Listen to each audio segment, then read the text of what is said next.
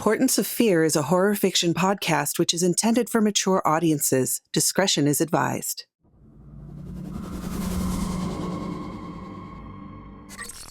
Welcome, Fearlings, to another weird and horrifying tale made just for you.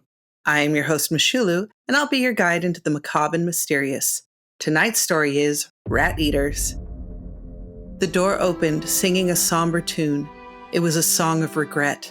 The figure seemed to float to the center of the room, his black robes flowing around him, his face the visage of a skull. He paused next to the dead body on the floor, looking at it with mild interest. Ah, William Turner, we meet at last. Rise, dead soul, and I shall take you from this mortal coil. Slowly, the man stood, covered in blood from several stabs to the chest. Are you Death? He asked with a quivering voice. Yes. The man in robes took a step towards the only light in the room. I am Death, the Grim Reaper, the King. The man trailed off. The silence made the air feel heavy. Finally, a voice whispered from the darkness below. The King of the Dead. The King of the Dead, Ellis repeated. Oh, please no. God, I'm not ready to go. The dead man burst into tears as he grabbed his head and looked away. Do not cry, The next line eluded him. The voice in the dark helped again. The Lord Jesus Christ is waiting for you. You will be at peace in heaven. The Lord is waiting in heaven. You'll be all right. The curtain fell. The house lights went on, and one person in the half-empty seats clapped. The rest, who had come to the show to escape bad weather, rose and filed out. The stagehands jumped into action, tearing down the set for the main show, Romeo and Juliet, in an hour. There would be no curtain call for this cast. Patricia made her way backstage, annoyed she wasn't fighting happy theatergoers on the way there. Ellis, you idiot! What the hell was that? You have 5 lines total and you cock them up? Jesus, a skeleton would do better than you, and we wouldn't have to waste makeup.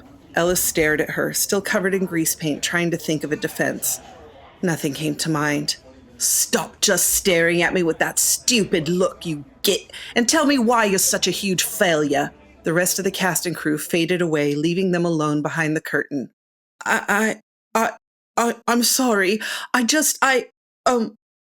get flustered, but I know I can do this. Patricia's index finger whipped out and pressed into his lips with authoritative force. Her deep brown eyes bubbled with fury. Stop. I don't have time for your stuttering. You begged for a chance. I gave you a chance and you blew it. You're fired. No, please give me another shot. You can't even talk. Look, you're a nice kid, but you've been on stage 3 times now and you... She trailed off. What do the Americans call it? Struck out, Ellis replied. Right, you struck out. Now go. It had rained nonstop in the East End for a week, and the cold rammed through a person like a sharp blade. He couldn't help but wonder if God had changed his mind about flooding the world. Winter would be rough, Ellis thought. This place slowly devoured a person, draining them of all hope, like those old stories about Varney the vampire in Penny Dreadfuls. But there were actual monsters in the East End shadows, like Jack the Ripper. People still talk as if he could strike at any moment. It had been 10 years since his last killing, and they never caught him, so Ellis guessed he could kill again. He, though, was not a sex worker. He was a nobody with a tiny dream to become an actor. If attacked, he'd get mugged, maybe stabbed, and left to die. No newspaper would care about it. The locals would just throw him in the Thames. He wondered if that would be such a bad thing after his performance that night. A pall rested over his face. Like so many others, he'd grown up here and would more than likely die young here. How can you break free? He'd tried, and so far, it had all been for nothing. Suddenly, he stopped, feeling as if a presence was following, but no one was there. Calm down, Ellis, you're overthinking again, he reassured himself. Then the truth hit him. There's no reason anyone would waste their time to kill me. Not Jack the Ripper, not even an everyday mugger would bother. I'm not worth the time. Lightning cracked overhead. He turned his face to the sky and fell to his knees. God, why? Why must I live like this? Tell me what to do and I'll do it. Anything. Hey, this is God. How about you shut up, you wanker? Shouted a booming voice from an apartment above. He shrank into himself and started to cry. He placed his face into his calloused hands. They felt like steel wool oven mitts. Damn you, God. I renounce my love of you. You already sent me to hell, so damn you, he whispered. He sat there for a full 5 minutes listening to the rolling thunder above. Then he staggered off down the dimly lit road. The stones under the bridge were slick with ooze. Ellis climbed down the embankment carefully. In the only place where rain wasn't falling, a fire burned. The flames warmed a person enough to punctuate how cold it was. Tom sat on his throne, the most comfortable rock in the place, and roasted a rat. He looked up, flashing a yellow-toothed smile at Ellis. Look at this beauty right here. Take it. He's yours, my friend. I got his sister all queued up. Tom passed the rat kebab over. Ellis gravely nodded and took the food graciously. It was indeed big. How were you on the boards tonight? Did death knock 'em dead? I got sacked. Patricia didn't even pay me wages. 10 shillings gone because I couldn't remember me lines. Ellis bit into the rat. His stomach was mostly acid. He hoped the little quadruped would help. I'm sorry to hear that, lad. Such a shame. But you'll get another go at it, Tom said joyfully. I don't know. If I can't get it right at Patricia's theatre, how am I ever going to make it to the Lyceum? What's the Lyceum? Tom asked, mouth half full of rodent. It's a theatre on Wellington Street. Takes a while to hoof over there. Only seen it once. Ah, that's over by where the money lives. I understand. Well, you keep at it, and I'm sure everything will work out for you. He took a large bite of rat. How are you so positive? We live under a bridge like a couple of trolls eating rats. Too right, too right. But at least we're not in the workhouses. We are free men with no ties to anything, and that is the best life of all. There are 2 choices. You can smile and win the day, or you can let the day kick you in the teeth. I'd rather love where I'm at than worry about where I want to go. Ellis hated this viewpoint, but said nothing. He got as close to the fire as he could and drifted off to sleep. He dreamed in 5 dimensions. It felt fractured and unsettling. Ellis ran from a mass of floating darkness. It radiated alien malice.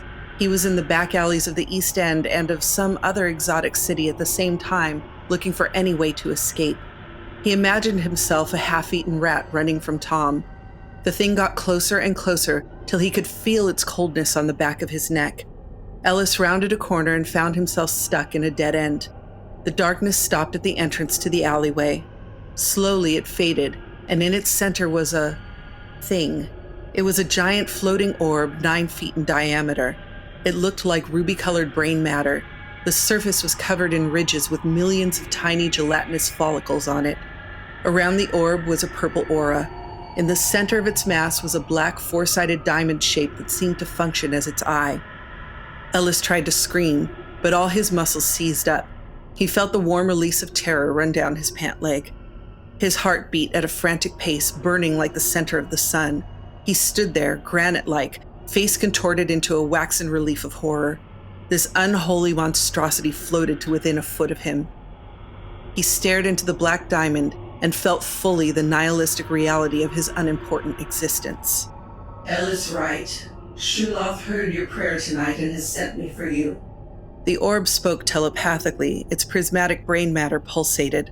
The words filled Ellis's head like acid being poured into the center of his mind. It sizzled in agony.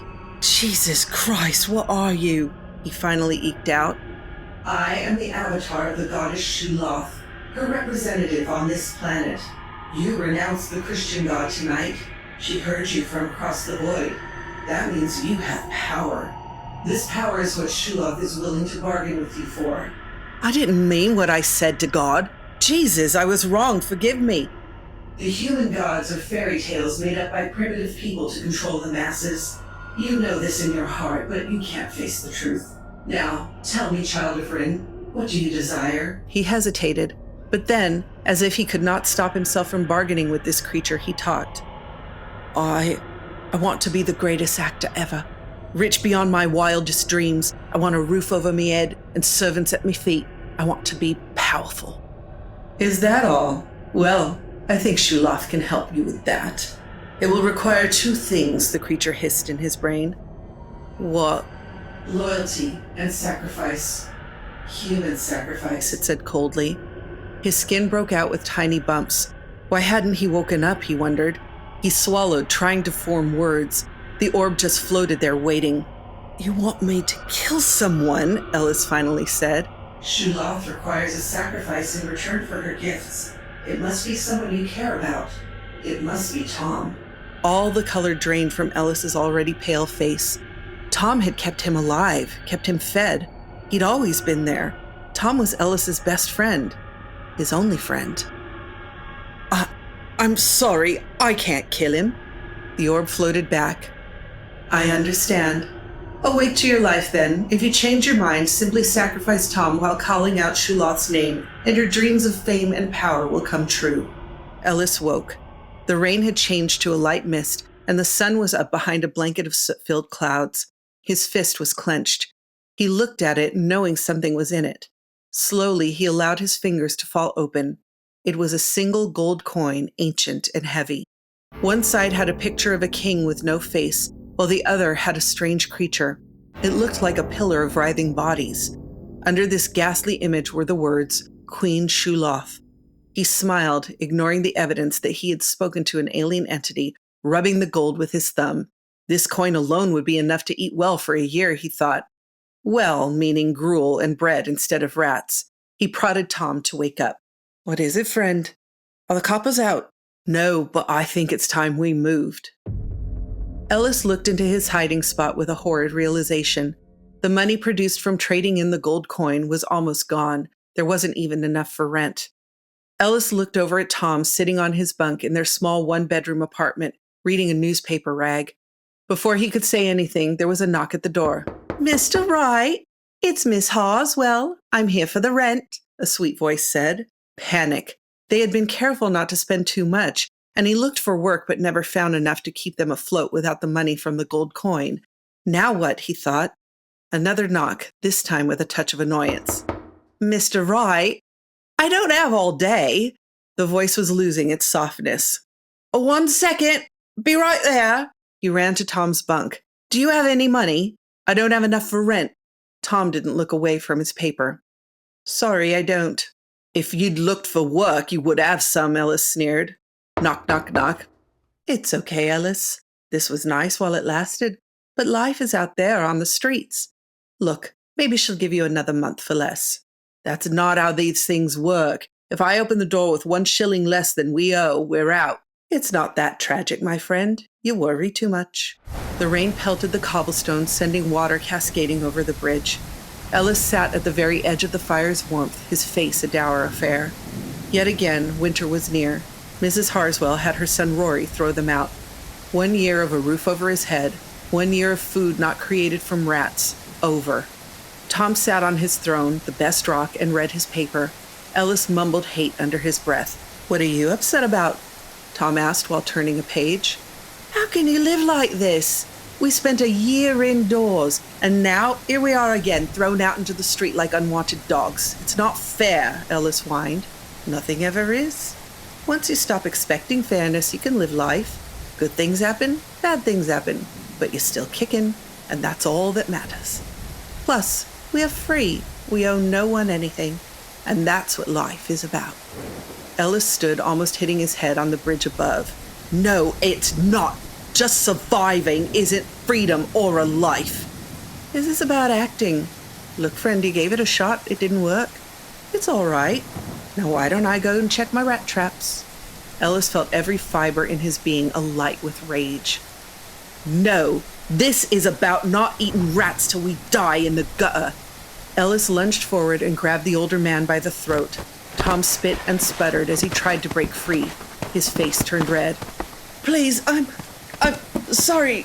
Let go. But there was a thrum in Ellis's ears. It was the sound of his blood pumping through his veins. It was the exasperation of the loser, that feeling of powerlessness that turns to rage and then to murder. Hear me, Shou-loth. I dedicate this man's soul to you. He is my friend. I love him, but you may take his soul as your prize. I will be your loyal servant in exchange for money, power, and immortality. Tom flailed. His eyes rolled up in the back of his head, and then he went limp. Ellis came out of his loser's rage and looked at his friend, then to his hands. Oh, dear God, no, I'm sorry, Tom. Jesus, I'm sorry. He ran into the storm, leaving Tom to the nearby rats. Ellis catapulted blindly through the water-drenched streets. Turning down a random alleyway, he again found himself in front of Shou-loth's avatar. The orb pulsated with interdimensional thought. The black diamond in the center of the brain tissue body seemed to stare through him. This time, he could smell ozone and burnt garbage. Hello, Ellis. It's good to see you again. It crackled in his mind. I didn't mean it. I didn't mean to kill him. Please, I just got upset. I don't want to sell my soul. The creature gave out a wet, guttural laugh that felt like it was in the center of Ellis's brain. It oozed out his ears. It's not your soul we want. It's your power. You being alive and serving the goddess will help Shou-loth more than a simple soul ever could. Also, some advice. You need to stop praying to gods if you don't want the gods to respond. I'm sorry. I won't ever call out again. Please let me go, Ellis pleaded. Stop sniveling and take responsibility for your deeds. It's too late. You dedicated the sacrifice of Tom to the goddess. All that you asked for will come true over time, but if you are not loyal from this moment forward, your body, including your soul, will be spread across all creation like so many atoms. You will feel every second of that terrible existence for all of eternity. Ellis didn't respond. His mind had cracked under the avatar's psychic warning. He was lost to humanity. You've had a small taste of what life can be with money. Now you will enjoy the full meal. Go back to Tom's body. Take what you find there. Get on a ship to America. Act in plays. Hone your craft. When you first hear of silent films, you will move to Hollywood, California. You will become a leading man in that new technology. What are silent films? Your path to fame and fortune. If I'm doomed to serve this Shou-loth, why must I wait for fame and power? Because without the journey, the destination will feel hollow. You will have an easy time of it, trust me. Doors that would normally be shut to you will open. Women who would scorn you will invite you to their beds. Men will envy you in ways you can't imagine, and even follow your words like gospel. In America, you're not a lowlife from the streets. You're a young man working on his dream. You'll get all that you desire as long as you serve the goddess. Then the orb faded into nothingness as Ellis started to scream with madness. None of it was real. He'd been drug off to the asylum and confessed what he'd done. They placed him in solitary confinement, alone in the dark. The rats had followed him, he knew it. They were in the walls, waiting for him to pass out so they could gnaw on his flesh. He'd get back at them, though. Shou-loth needed him. More time passed.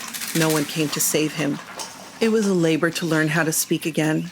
Once he accepted that there wasn't a dead body under the bridge, and that Tom wasn't real, and Shou-loth wasn't real, and the horrific orb with the black diamond eye wasn't real, he was set free back on the streets. He wandered for days in the spring air. Before he knew it, he was back at the bridge. He carefully climbed down. Tom wasn't real. Shou-loth wasn't real. He was not immortal. He was not a pawn. These are the things he told himself again and again. There, among the refuse of the East End, was a skeleton picked clean by the same rats that had fed on his own body in the asylum. He was sure of it. He laughed uncontrollably. Tom was real, and his remains had been ignored. Sifting through the trash and carnage, he found a bag. He slowly opened it, pulling out a stack of pound notes, a silver key, and a letter. He counted the money first, 200 pounds. Dear Lord, Ellis whispered. He looked around to make sure no one was watching and then slid the money back into the bag. He peered at the key for some time. It was engraved with a name, Lord Thomas Brolton. It couldn't be his Tom, could it, he thought. He placed it back into the bag as well and then examined the envelope. The paper was yellowed and it said, "To my friend Ellis." He quickly opened it and began to read. "Dear Ellis, if you are reading this, it means I'm dead. You have been a good friend to me, and so I think it's time you know about my past. I grew up with wealth. My family was from old money in the North Country. I was the third boy of 7. My life was easy, and I wanted for nothing. At least that's what I'd told myself. Having everything is a trap. You grow bored and have no drive. Why try when the world is in your palm? So I gave it all up. I moved to London, parted with all my things save for what you have in the bag and a safe deposit box. Once free of wealth, I started living free, free from obligation, free from social pressure, free from it all. I don't expect you to understand any of this. That is the reason I never told you. The money in the bag is yours. Go out and become the actor you talk about. The key is to a safe deposit box. If you plan to get it out, I'd suggest buying new clothing first. Our streetwear is not going to be accepted at the Bank of London. The things inside the box are yours as well, but I hope you really think about it before you take any of it. Money leads to no good. You're better off living here among our people and being free than you would be with the money in your possession. Your friend, Tom. Ellis looked at the skull of the man he'd strangled to death. The coppers had just left him there, if they came at all. He felt that old loser rage well up again. You simple-minded fool! You let us sit out here homeless, eating rats so you didn't have to deal with social pressure. Fuck off, he growled. He punched the skull, crushing it, and then stormed off with the bag. Outside, the marquee read The Runaway Girl Final Show, starring Marie Celeste. Inside, the crowd roared with applause. Ellis stood next to Marie, the rest of the cast behind them. Flowers hit the stage as they grasped hands and took a deep bow. The curtain closed. Oh, Ellis, that was by far your best show ever. You are amazing, he laughed. Nowhere as good as the wonderful Marie Celeste, I'll admit. Are you coming to the rap party? She whispered in his ear. Yes, but Marie, I must tell you something. He pulled her away from the throng of actors and crew people, slipping into a dark corner. What? Is something wrong? No. Everything is fine. Wonderful even. I'm leaving in the morning. I'm going out to Hollywood. There's this new technology they're working on, and I want to be in on the ground floor. I want you to know I've enjoyed our time together. You've taught me so much, he admitted. You mean moving pictures? I've heard of them. It's a fad. You have what it takes to be a big star here. The theater is where true art is made. You know that. Her lips pressed against his as she wrapped her arms around him. He could stay, but Shou-loth had told him to move on a month before. She pulled away from the kiss. Besides, I think I love you, so you can't leave. I must. I think moving pictures are the next big thing. It might take 5 or 10 years, but they're going to be big. I'm sorry, but I have to go. Stay with me one more night, he begged. It's not fair. You can't just walk out on me. Actors, you're all the same. Why do I do this every production? Fall in love with the flavor of the week, she pouted. No, love, not all actors are the same. Frank over there loves you more than I ever could. Look, he's been staring at us this whole time. If he could, he'd beat me to a pulp. I'm never going to be married or tied to one theater. He would do anything for you. I just ask that you stay with me tonight and then see me off tomorrow. She looked over at Frank, who quickly turned away to hide his interest. She hadn't noticed him before. He was cute. She turned back. Fine, but never come back to me. I don't take men back after they leave, you understand? I do. Now, come on, the party awaits. The cast and crew left the theater, and the next morning, Ellis left New York. Actors, pfft, am I right? Was Tom wrong or right? Was he free? Tell us in the comments.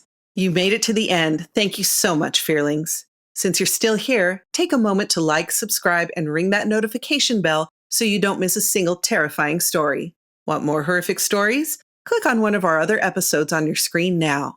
Good night, Fearlings. Sleep well, if you can. He turned his face to the sky and fell to his knees. God, why? Why must I live like this? Tell me what, and I'll do it. Anything. Hey, this is God. How about you shut up, you wanker? Shouted. Don't crack up at that.